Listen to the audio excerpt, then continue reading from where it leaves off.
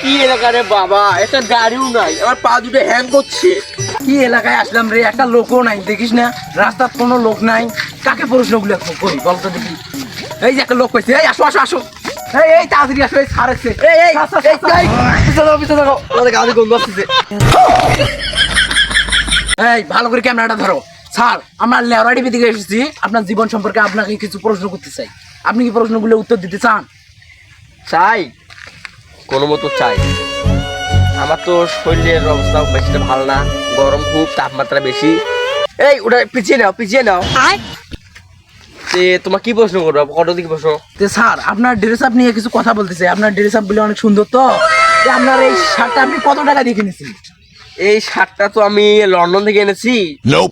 বেশি টাকা খরচ পড়ে নাই, শুধু 3,80,000 টাকা খরচ পড়েছে। ও এত টাকা? তাহলে আপনার প্যান্টটা কয় টাকা নিয়েছে স্যার?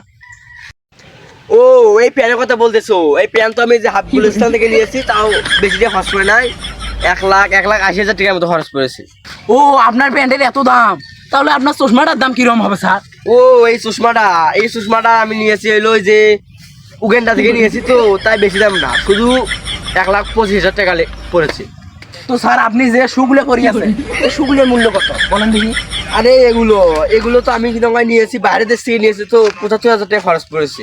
অত বেশি দামে পড়ে লাভ নাই, বুঝো না? তো স্যার, আপনি যে এত টাকা পোশাকগুলো পরেন, তা আপনি কি কাজ করেন বলেন দেখি? এই আমি তো কোনো চাকরি বাকরি করি না, আমি গ্রামে গ্রামে ঘুরে বেড়াই, আর দুই একটা পাগল ছাগল তোদের পাগল ছাগলের সামনে একটু চাপা মারি, চাপা।